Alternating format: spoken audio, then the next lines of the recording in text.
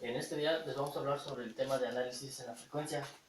El equipo está integrado por Carlos Santos Campo Ramos, Antonio Salvador Viñales, Aristeo Camacho Salgado y su servidor, Moisés Juárez.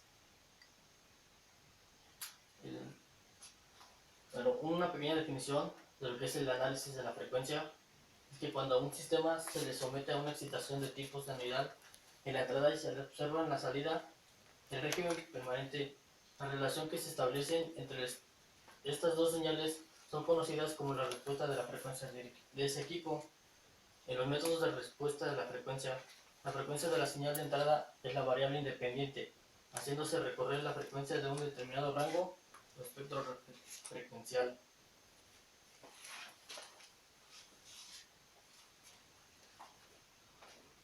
Aunque la respuesta en la frecuencia de un sistema de control presenta una imagen cualitativa de la respuesta transitoria, la correlación entre las respuestas en la frecuencia transitoria es indirecta, excepto en el caso de los sistemas de segundo orden. Al diseñar un sistema de enlace cerrado, las características de la respuesta en la frecuencia de la función de transferencia de enlace abierto se adjuntan mediante varios criterios de diseño, con el fin de obtener características adecuadas de respuesta transitoria para el sistema. Aquí tenemos unas ventajas. La primera es que se pueden utilizar los datos que se obtienen de las medidas sobre el sistema físico sin deducir su modelo matemático. Las pruebas de las respuestas de la frecuencia son, en general, sencillas y pueden ser muy precisas con el uso de generadores de señales unidades y un equipo de medición preciso.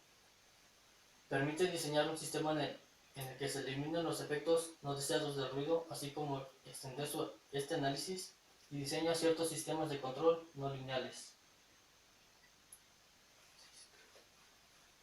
Con el término de respuesta en frecuencia se quiere hacer referencia a la respuesta de un sistema en estado estacionario a una entrada unidad. Para ello se representan los métodos de respuesta en la frecuencia para el análisis y el diseño del sistema de control. Los métodos de respuesta de frecuencia son los más potentes en la teoría de control convencional. También son indispensables para la teoría de control robusto.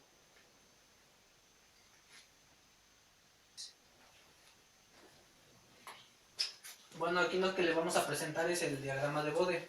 Un diagrama de Bode está formado por dos gráficas. Una es la gráfica de logaritmos de magnitud de la función de transferencia senoidal y la otra es la gráfica del ángulo de fase. Ambas se dibujan contra la frecuencia en escala logarítmica. Las ventajas principales de utilizar el diagrama de Bode es que utiliza la multiplicación de magnitudes que se convierte en una suma. Bueno, aquí lo que nos presenta la gráfica solo es la conversión de números a decibelios. Es muy útil ampliar el rango de bajas frecuencias mediante el uso de una escala logarítmica, debido a que las características de baja frecuencia son las más importantes en los sistemas prácticos. El diagrama de Bode es la razón de las frecuencias que se expresan en términos de octavas o décadas. Una octava es una banda de frecuencia de W1 a 2W1, donde W1 es cualquier frecuencia. Una década es la banda de frecuencias de W1 a 10W1, donde otra vez W1 es cualquier frecuencia. Aquí lo que nos presenta, lo que nos quiere decir que W es la razón de frecuencia. El diagrama de Nikis. El diagrama polar es una función de transferencia senoidal de GJW.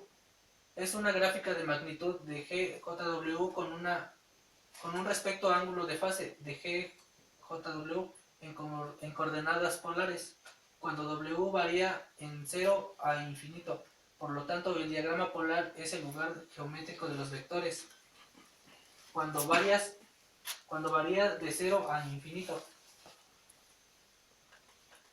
El criterio de estabilidad de Nikis permite averiguar la estabilidad relativa y absoluta de los sistemas lineales en lazo cerrado a partir del conjunto de sus características de frecuencia en lazo abierto, como nos lo presenta aquí en la función de transferencia. Magnitud logarítmicas con respecto a las fases. El margen de las fases diferentes entre el ángulo de fase real Q y menos los 80 grados, es decir, que Q menos La multiplicación de menos 80 grados es igual a 80 grados más Q, cuya curva se gradúa en la función de transferencia, que en esta se varía sobre la frecuencia. Este diagrama de magnitud logarítmica con respecto a la fase se denominan diagramas de Nichols. El diagrama de la magnitud logarítmica con respecto a la fase se contribuye fácilmente si se lee los valores de la magnitud logarítmica y el ángulo de la fase de los diagramas de Bode. Las ventajas del diagrama de la magnitud logarítmica con respecto a las fases son la estabilidad relativa del sistema en lazo cerrado. Se determina con rapidez y la compensación se obtiene con facilidad. Bueno, aquí nos presentan las tres representaciones de las frecuencias de acuerdo al diagrama de Bode, al trazo sobre coordenadas polares y diagrama de magnitud logarítmica con respecto a la fase.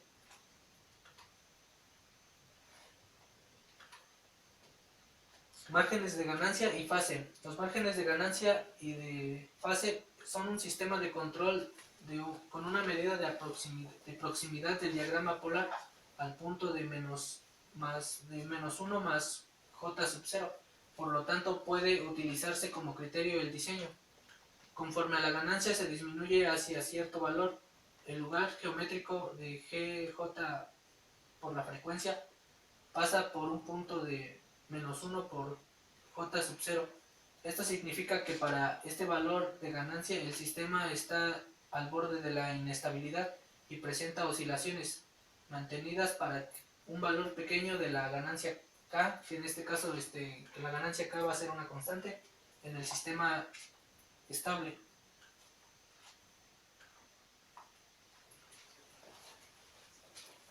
Aquí también tenemos lo que es el margen de fase. El margen de fase es la cantidad de retardo de la fase adicional a la frecuencia, el cruce de ganancia requerida para llevar el sistema al borde de la inestabilidad. El margen de fase es el de 180 grados más el ángulo de fase de la función de transferencia del lazo abierto en la frecuencia de cruce de la ganancia. El margen de ganancia es el recíproco de la magnitud G por J omega en la frecuencia a la cual el ángulo de la fase es de menos 180. Si se define la frecuencia de cruce de fase 1 como la frecuencia a la cual el ángulo de la fase de la función de transferencia en lazo abierto es igual a menos 180 grados, se produce el margen de la ganancia KJ en términos de decibelios. Compensadores en adelanto y atraso. La función principal del compensador de adelanto es modificar la curva de respuesta en la frecuencia para proporcionar un ángulo de adelanto de fase suficiente para compensar el excesivo retardo a la fase asociado con los componentes del sistema fijo.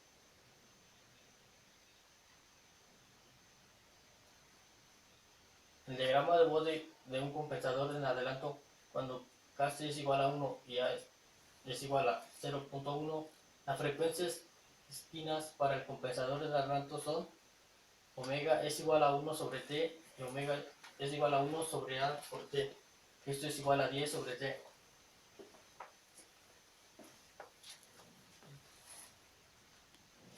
La compensación de retardo produce una mejora notable en la precisión en estado estacionario, a costa de aumentar el tiempo de respuesta transitoria. Suprime los efectos de la señal de ruido a altas frecuencias.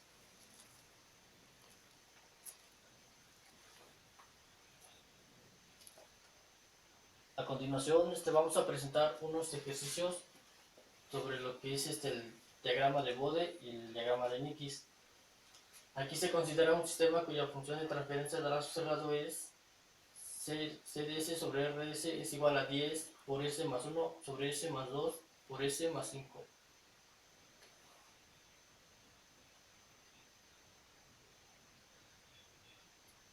Aquí tenemos que el valor pico de resonancia es aproximadamente de 3.5 decibeles. Para poder obtener este diagrama de Bode utilizamos el software de MATLAB. Aquí, como se puede apreciar en la imagen, se encuentra lo que es el código. Se declaran nuestras variables, lo que es el numerador y el denominador. Para ello podemos obtener nuestra función de transferencia.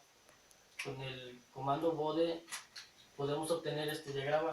que nos demuestra el diagrama de Bode de nuestra función de transferencia que anteriormente se demostró.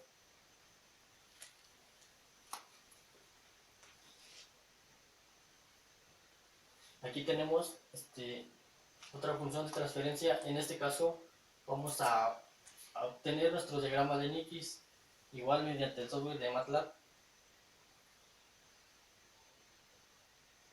Aquí en esta imagen se representa lo que es nuestro código en MATLAB. Igual declaramos nuestras variables para poder obtener nuestra función de transferencia. Igual con el comando de Nikis num del denominador podemos obtener nuestro diagrama de Nikis. Se observa que el diagrama de Nikis dibujado no rodea el punto 1 más j sub 0, por tanto n es igual a 0. En el criterio de estabilidad de Nikis, como no hay ningún polo de lazo abierto en el semiplano derecho del plano S, p es igual a 0. Por tanto, z es igual a n más p igual a 0. El sistema en lazo cerrado es estable.